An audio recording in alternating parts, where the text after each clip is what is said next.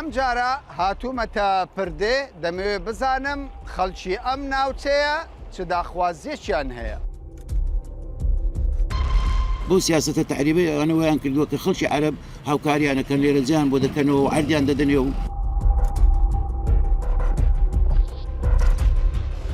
لە دووبس بیرەنەوتێکی زۆر هەیە و هەمووشی لە ژێر دەسەڵاتی حکوومەتی عێراقا. کوردی ڕەسەنی ئەم ناوچەیە لە خێروبێری ئەو بیرەنەوتانە بێبەش کراوە. ئەم بەڕێز دەناسی؟ چۆن ناسی مەوانە هەموو زەلامی باشن. ئارە وەڵڵا بەڕێزانم لە دووبوزەوە هاتووم بۆ پردێ، ئەمە دەواازەی پردەیە. ماشەڵە دەچمە هەر شوێنێک دەبی زبل و خاشاک ببینم. پارتی بەرژەوەندی تاکە حزبی خۆی ڕەچاو ناکە بەڵکو بەرژەوەندی هەموو تاکێکی کورد ڕەچاوەکە. پارتی واتە شکۆ و کەرامەتی کوردستان و تاچی کوردستان.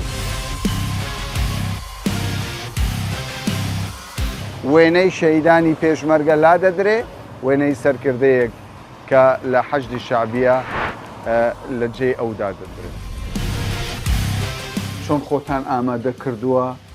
و ئەم جارە چۆن دەبێت هەڵبژاردن؟ بەگەڕانەوەی پارتی بۆ پارێزگای کەرکووک گۆڕانکاری لە هەڵبژاردن ئەبێت. دەنگ دەدەیت؟ دەنگ دەدەم و لە زیاتی پێنج پەنجەکەی تێ. باشە. کێشەکانی ئێرە چیت؟ خزمەتگوزاریمان زۆر خراپە نییە. من کامەران حاج عومەر لە پردێ و دووبزەوە لەگەڵتان دەبم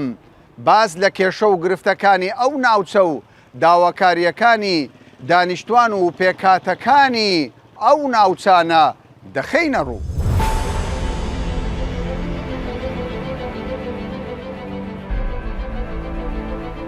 من لە ناو سنتەری شاری دووبزم تەبا ناو شارە لە ڕابردوودا گوندێک بووە، بەڵام ئێستا ڕێژەی دانیشتوانی زیاترە لە 125,000 کەس 65 گوند لە خۆ دەگرێت. ئەوەی کە زۆر زۆر گرنگە بەڕێزانم، یعنی ڕۆژ لە دوای ڕۆژ دووبز هەرچەندە لە کەرکووک لە هەولێر نزیکە، بەڵام بەداخەوە ڕۆژ بە ڕۆژ ڕێژەی تعریب لەم شارەدا زیاتر دەبێت. حەز دەکەم چەند کەسێک ئوستازی بەڕێ سڵاوت دەبێت ماندوو نەبێت. تۆ خەڵکی دووبزی؟ باشە. جلی کوردی خۆ قەدەغە نییە؟ ئاساییە؟ گرفتان بۆ دروست ناکەن؟ گرفتیشمان بۆ دروستکانێمە ئەو جلەی خۆمان هەمیشە هەر لە بەرەکەین و هەر لە بەریشەکەین. جێ نادەنەوێت؟ نادێنێ نەخێر. مۆرچی کوردایەتی خۆمانە، مۆرچی خاچی خۆمانەکەمە جلچی خۆمانە و وەکو چۆن عەرەب جداشە لە بەرەکەی ئەمە جلچی کوردی لە بەرەکەی. تازە شتێکم خوێندەوە دەڵێن تعریب بەردەوامە ڕێژەی کورد لە 30 لە ڕێژەی عەرەب لە 60 ئەوەی تکە پێکاتەی ترە. ئەمە ڕاستە؟ بەداخەوە کە دەڵێن بەداخەوە لە نەتیجەی هەندێک سیاسەتی غەڵەتی کوردی خۆمان هۆکاری وەی لێ کردووە، ئەو ململانەی خۆمان هۆکاری وەی لێ کردووە کە ئەو شارۆچکانەی دەوروبەری کەرکووک و کوردنشین وەی لێ کردووە کەوا ڕێژەی عەرەب ئێستاکە بەرەو زیادن بووە. زیاتر بووە؟ بەڵێ. بەجددیکە؟ زیاتر بووە بەڵێ.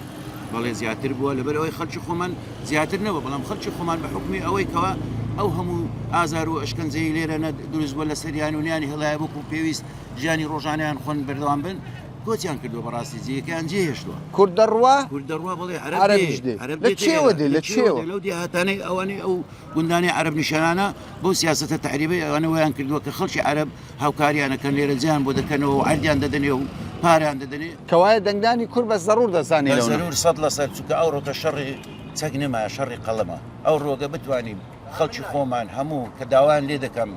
هەمویان ئەگەرچی بە هەر وەسیلەیەک بێ دەنجی خۆی یعنی دەنجی خۆی بدا لەبەرەوەی ئەو ڕۆکە بتوانین ئەمە ڕێژەی ئەندامی پەرلەمانی خۆمان وەکو کرد لە بەغدا ئەگەر زۆرینە بەدەست بێنین لەوێن دەرێ ئەمە دەتوانین لە ڕێی یاساوە لە ڕێی قانونەوە دەتوانین هەموو شتەکانی ئەوەی کە پێوەستە لە دەستوری عێراقی جێبەجێ بکەین و بتوانین مافەکانی خۆمان بەدەست بێت. کەوایە دەنگ دەدەیت تۆ؟ بەتاکید دەنگ دەدەم. چۆن نەدەدەم خۆم و عایلەکەم کە سوکاریشم دەیانهینمە ئێرانە دەبێت دەنگ بدەم لەبەرەوەی ئەوە خاکە یعنی کە گوتت خاک یعنی دایک.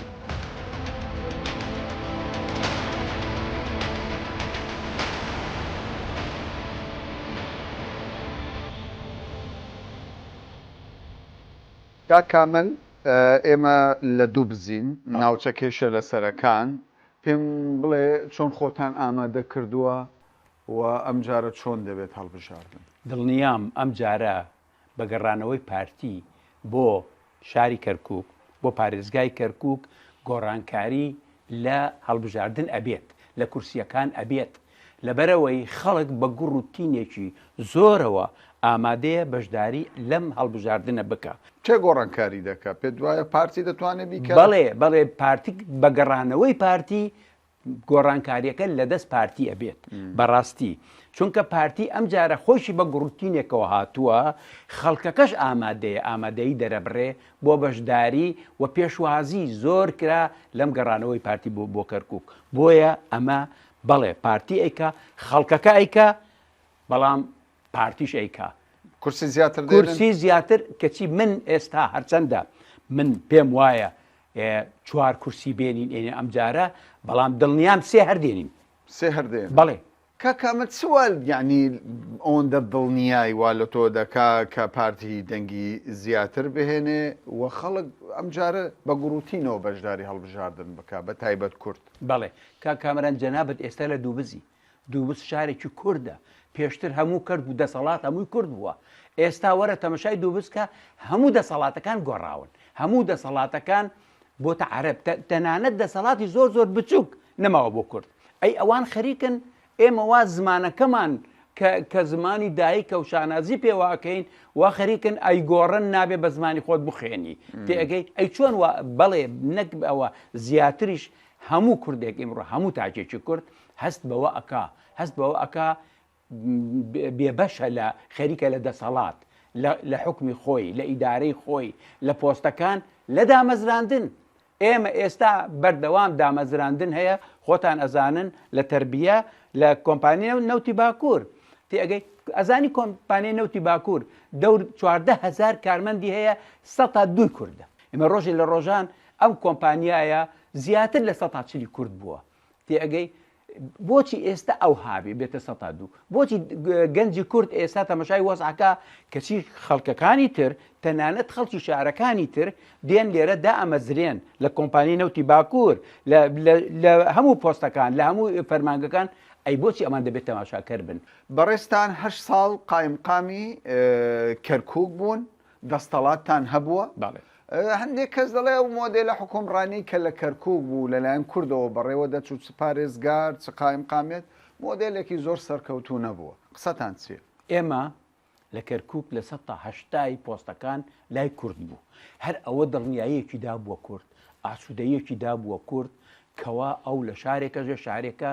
کورد دەسەڵات بەدەست کوردەوەیە ئێمە ناڵێن گلەیمان نییە هەندێشت کەم و کوڕیمان هەیە بەڵام من وەکو میسال دەیهێنم قایمەقامیەتی کەرکووک من 8 ساڵ لەوێ قایمەقام بووم ئەو 8 ساڵە تەحەدا ئەەکەم بۆ یەک کەس کارتێکی زانیاریمان کرده بێ پێی هاتبێ نیشتەجێ بێ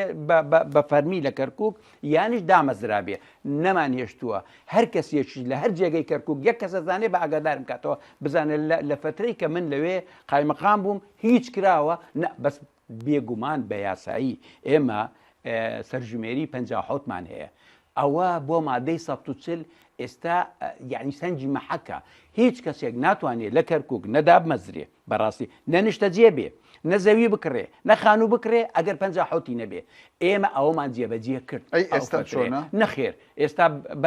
بەداخەوە من لە ناو دەسەڵات نیم بەڵام ئەبیستم کەوا بەڕاستی هەڕەمە چییە؟ هەموو شت کراوە دوای ئێمە زۆر بەداخەوە من ئەوەی نیگەران میستە لێی لە بڕین سجلی ناخبین بەڕ ئەوە کارەساتە ئەگەر دەستکاری کرابێ چێ مافی دەنگدانی هەیە و چێ نیەتی ئێمە وەختی خۆی ڕامانگرت ئێمە یەک شتمان کامەران ڕاگرت پسولەی خۆراک ویستیان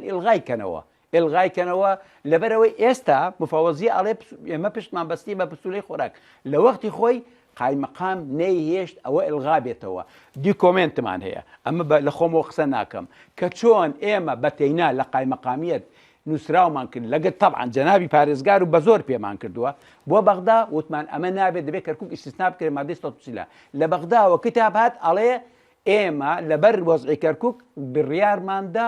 ئیسtisنا بکرێت هەتا ئێمەش لێ بوون پسولی خۆراک کاری پێکرا لێرەوە ئەڵێم بۆ خەڵکی کەرکووک من ئەو 8 ساڵە من شانازی پێواکەم و ئێستاش من کە کاندیدی ژمارە 6 لە لیستی پارتی دیموکراتی کوردستان 275 بازنەی کەرکووک من بڕۆمە پەرلەمان بە هەمان ڕێگایە ئەڕۆم بە هەمان شێوازە ئەڕۆم دڵسۆزی بۆ کورد لە پێش هەموو شتێکەوەیە و دەستپاچیش وەخواناسی. کا کامل خەڵک چۆن دڵنیا بێ لەوەی کە سبەی دەنگ بە ئێوە بدا دواتر ئێوە بتوان زیاتر خزمەتی خەڵکی کەرکووک بکەن. بەڵێ ئەمە فەرمانی جەنابی سەرۆک بارزانیە بۆ کەرکووچەکان بە تایبەتی ئەبێ بەبێ جیاوازی ئیشکەن بەبێ جیاوازی خزمەتی هەموو پێکاتەکان بکەن هیچ فەرق و جیاوازی نەکەن بۆیە ئێمە ئەوە وەکو ڕێنمایی وەکو دەستوری کارکردن ئێمە دایمەن لە بیرمانە جگە لەوەش ئەگەر تەمەشای ڕێبازی بارزانی بکەی ڕێبازی بارزانی چییە؟ ڕێبازی بارزانی یەکەم خواناسیە دووەم دڵسۆزی بۆ گەل و نیشتیمانە سێیەم تەوازعە دەبێت تۆ خزمەتی خەڵکەی خزمەتی خەڵکەی دەرسی بۆ لای خەڵک.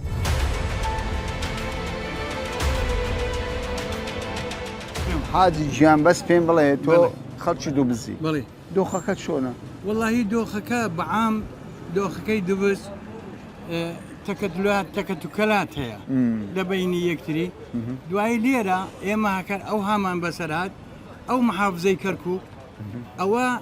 زۆر غەدری لە هەموو کەسێک کرد چیهانیان محافظ کەرکووک ڕاکان جووری ئەوەی قەدیم بەرێ ئێستاکە ئەو گوندانەی سەر ڕێگەی کەرکووک ئەوە هەموو ئاوی داینێ و خانیان بۆ کراوە و ئەردەکانی کوردانیش هەموو لە بەردەستی وانە ئەلێرەوە لە دبست بگرەوە هەتا ئەستە کەرکووک هەموو لە بەدەستی عارەبەکان یعنی تعریبەکی باشی کردەوە ئەوە محافزی کەرکووک ئەوەی کردیا هەموو تەنج ئەوەی پێشوو تەبان بەرێ محافز ڕاکان جبوری دەرێەوە دوای لە بۆ تەعیناتی کورد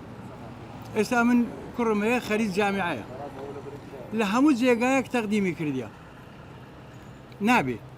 لەبەرەوە چ لەبەرەوەی کوردە لەبەر ئەوەی تەعین ناکەن تاینی نا من خۆم وەزەفم لە شەریکەی نەفت معدلی شەریکەی نەفت هەمووی 14800 و قسوور نەفەرە بەڵێ ئێستا تەکەلو یعنی کەمیەی کوردی تێدا ماوە ئەوانەی قەدیمن هەمووی قەدیم ئەوەی کە تەقاعدی شەبێ لە جێگەی تەعین ناکرێتەوە کورد باشە پێم بڵێ ئێستا ئەو هەموو نەهامەتی و ناخۆشی ڕوبەڕووتان دەبێتەوە وا دەکەیەوە دەنگ بە لیستێکی دیاری کراوە ئەمە قەتعیان ئەو لستە لە کەنەمە نابێ ئللا لستی خۆمان نبێ لیستی ئەوە چییە؟ 275 باش ئەو لستەمانەیە ئەو زەردە ئەوەمان هەیە کە ناوی پێدەدەین و بازێکیان هەیە زۆر یعنی بەرەو پێش ڕۆیشتینە لە علم یەکیان لەوانە کامل سارەیی ئەوە بەخۆی قایمقامی قەزا بووە ئینسانێکی تێگەیشتی و شاهادەیە و لە خارج بۆ هاتەوە لە بۆ ئەوە یەکرد لە بۆ کوردایەتیش بکە ئەمە زۆریش لێ ڕازینە هەمویان نابرین هەر کامل ئەوکانی دیکەش ئەمە فەخریان پێوە دەکەین کەوا چێ بڕچەیەکی بەهێسێ لە نێوان خەڵکی کوردستانیانی و عێراقیەکە بەرێ ئەو پێ بڕچەیە هەیە لە بینی یەکتری ینی پارتیتان پێ باشە پارتی ئەمە نامن ئەمە لە ساری 61ەوە پارتیمەوە تا ئەو دقیقا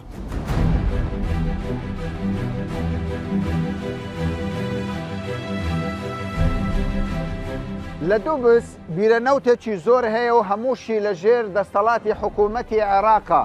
بەڵام ئەوەی کە زۆر جێگای نیگەرانیە وەکو دانیشتوانی ئەو ناوچەیە باسی لێوە دەکەن کوردی ڕستنی ئەم ناوچەیە لە خێروبێری ئەو بیرەنەوتانە بێبەش کراوە. بەڕێزانم لە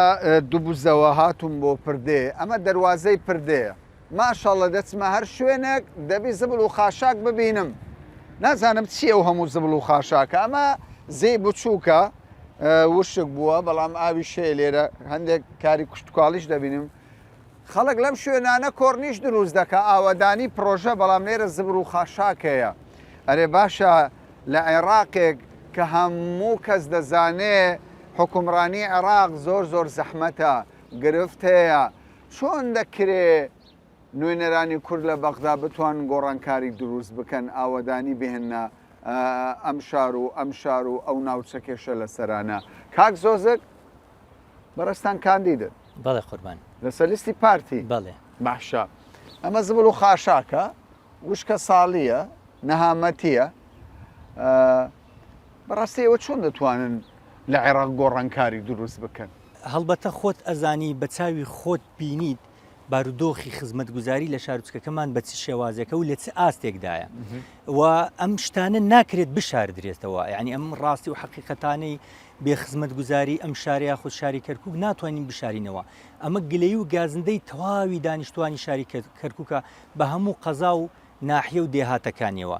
ئێمە ئەگەر لە معاناتێکی ئەوها دابین پێویستە چارەسەر بکرێت ئەگەر لە یەکێک وەکو من بپرسی پێم خۆش ئەم دۆخەوایان نەوەڵات دەوەڵی حەزم دەکرد ئێرە وەکو کۆڕنیشی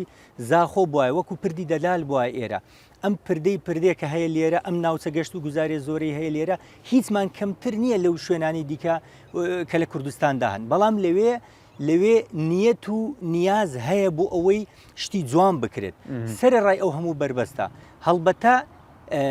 خراپی کارجێڕی کە بەعریبی پێ و دەوترێت سوء ئیدارە هەیە لەگە ڕێزم بۆ هەموو بەڵام ئێستا باسی پۆست کرد ئێستاژ ئەو پۆستانە بەشێکی لە دەست کوردە ینی بۆ نمونە عەرەبێک سەیرمان کە دەڵێ کاکە پارێزگاریان کوردە چی ینی باس چ دەکەنەوە کاکە منە ڕاستە پۆستی پارێزگار بەدەست کوردەوەیە ئەوە جێگای دڵخۆشی و شانەزێ بەڵام زۆربەی دائیرەکانی تر فەرمانگەکانی تر لای غەیری کووردە ئەمەش گەورەتری کەواتە پارێزگار بەتەنها هیچی پێ ناکرێت دەتوانم بڵێم لە بین دوو کەوانە پارێزگار لە شاری کەرکووک دەسەڵاتەکانی سنووردارە بۆ نمونە پەیکەری پێشمەرگە کە دەربینین لە دەواازەی شاری کەرکووکی خۆشەویست لەوانەیە نەتوانین ئاڵای کوردستان یاخن جەنابی پارێزگار نەتوانێت ئاڵای کوردستان دابنە لە شان بەشان ئاڵای عێراقەوە ئەمە شتێکی مەحاڵە بەڵام ئێمە وەکو کاندیدانی پارتی بە تایبەت خۆم وەکو زۆزک شێغڵەتی گرنگی ئەوە دەم بەڵێن ئەدەم ئەتوانم سوێندیش بخۆم کە ببم بە پەرلەمانتار لە عێراق هەوڵی ئەوە بدەم شار و شارچکەکانی شاری کەرکووک بە سەرجەم شارچکەکانیەوە بتوانم ڕۆڵمان هەبێ شان بەشان کاندیدانی تر پەرلەمانتارانی تری پارتی و کەسانی بەڕێز و ئەوانەی وا خێر و خۆشی ئەم وڵاتیانەوێ بتوانین ئەم دۆخە بەرەو باشتر بکەین باشە کاک زۆزەک پارتی دەتوانێت چی بکات بۆ کەرکووک بۆ پردێ بۆ ناوچە کێشە لە سەرەکان کامەرەن غیابی پارتی لێرە لە کەرکووک یاخود لە عێراق وای کردووە ئەم دۆخە ناهەموارە بگوزارێ لە شار و شارچکانی ئێمە بۆیە بەهاتنەوەی پارتی بۆ ئێرە یاخود دەنگدان بە کاندیدانی پارتی دۆخەکە یەکجار بە شێوازێکی ئیجابی و ئەرێنی ئەگۆڕێت بەرەو باشتر کێشەی پارتی لەگە حزبەکانی تر ئەوەیە پارتی ناتوانێت مساومە کات لەسەر نەتەوەی خۆی لەسەر خاک و زمان و کولتوری خۆی لەوانەیە حزبی دیکە هەبێت لایانی دیکە هەبێت مساومە بکاو بەرژەوەندی تایبەتی خۆی ڕەچاوکە بەڵام پارتی بەرژەوەندی تاکە حزبی خۆی ڕەچاو ناکە بەڵکو بەرژەوەندی هەموو تاکێکی کورد ڕەچاوەکە لە تەواوی عێراق بە تایبەتی لە هەرێمی کوردستان و شاری کەرکووکی خۆشەویست بۆیە ئێمە کە دەبینین ئەو تەتەورە و ئەو پێشکەوتنە و ئەو عمرانی کەوا لە هەرێمی کوردستان هەیە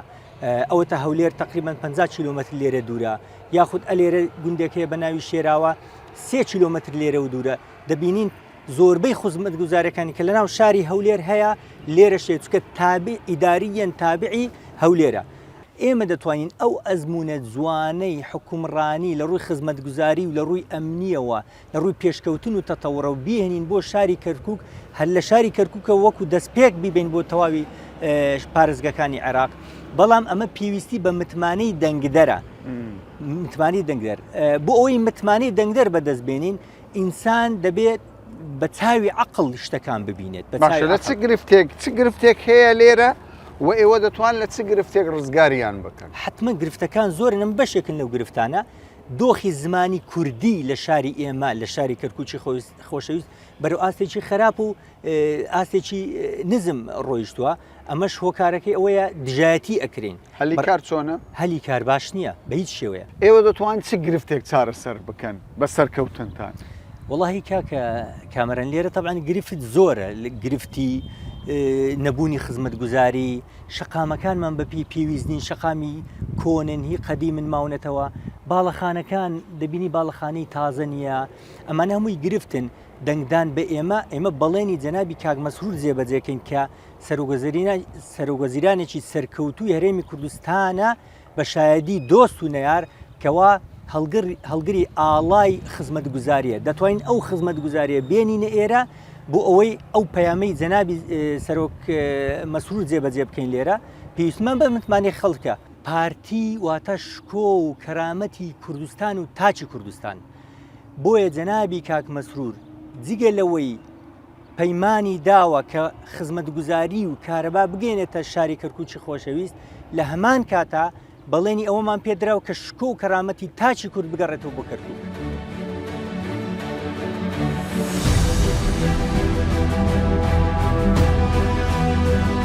خۆت باش کردی ئامادەکردی لە هەڵبژاردن انشاءالله ما مستحيات دەنگ دەدەی ايلون هذا ما مستحيل تو پێم سالك من دقم ندايا هەموو ساڵ بەشە عمو سال او انتخابي عمو سال يمدم ده ئەم بەڕێز دەناسی شلون ناس دەیناسی هو لب برجيك هكا يا شيخ شلون ناس ما انا عمو زلامي باش باشن انا والله دەنگت ئەو ساڵ بۆ شێ دەبێت والله خوي زانيات طبعاً کاندیدەکان بە شێوەیەکی گشتی هەریەکە هەوڵ دەدات زۆرترین دەنگ بەدەست بێنێ کاک زۆزەک لە پردێ گوتی با بچین سەردانی چەند ماڵێک بکەین ئێمە هاتوینەتە ئەم شوێنە سڵاوتان لێ بە جەماعەت ماندوو باشە باشە باشە ئەحواڵتان باشە وەزاتان کارتەکەی خۆتیان پێ دەدەیت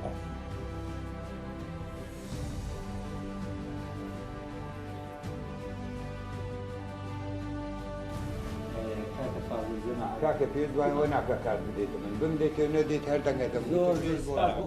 هەر دەنگ دەدەن هەر دەنگ دەدەم عیبە بۆ کورد دەنگ نەدا دەنگی دەبێ بە کاکزۆزک بیدێن لەبەر ئەوەی لە شادەکەی دیبلۆمی هەیە لە بواری ئامار لەین ئامار ئێمە پێویستمان بە یەکێکە نەفرێکە بچێت لە بەغدا داکۆکی لە مافەکانمان بکە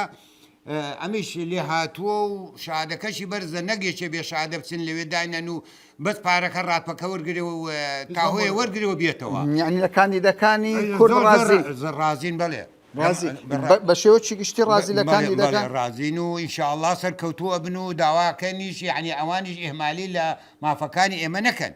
ئێمە ئەمانوێت تێگەیشتی ئەمانە حولێکمان بۆ بدەن تێگەیشتی ئەمە مندوبی ئێمە لە جیاتی ئێمە قسە دەکەن لە بەغدا لە پەرلەمان نەک بچن لەوێ بخەون و دانیشن و ئێمەش لێرە زەقەی چاومان بێت دوای لێشیان قبول ناکەین خراپ بن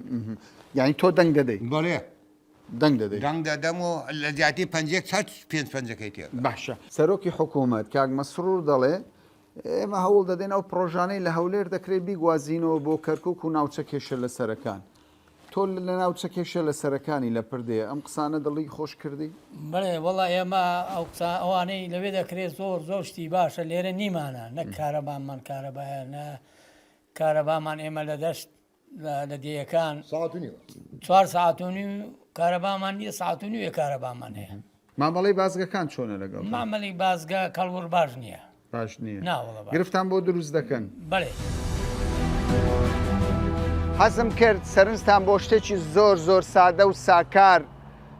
ڕابکێشم وێنەی شەهیدانی پێشمەرگەی کوردستان هەبووە ئیدوو پێشمەرگە لێرە دانراوە لە دوای 16 ئۆکتۆبر کە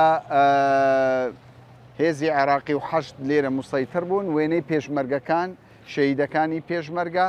کە وێنەی شەهیدی یەکێتی نیشتیمانی کوردستانە لەیانداوە بە زەبری چەک وێنەی قەیس خەزعەلی دانراوە واتە بزانن لێرە ئەوەی حکوم دەکات ئەوە هێزی چەکداریە مەسەلەی کورد کوردایەتی خاچی کوردستان خوێنی پێشمەرگە شەهیدی عێراق بەرگریکردن لە خاچی عێراق ئەو هەموو پێشمەرگەیە شەید بوو لە بێناو پاراستنی خاچی عێراق بۆ پاراستنی کەرکووک و شەڕەف و کەرامەتی عەرەب و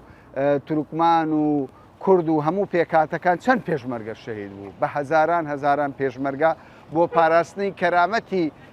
دانیشتوانی ئەو ناوچانە شەهید بوو بەڵام لە کۆتادا دەرەنجامەکەی چە وێنەی شەهیدانی پێشمەرگە لا دەدرێ وێنەی سەرکردەیەک کە لە حەشدی شعبیە لە جێ ئەودا دەدرێت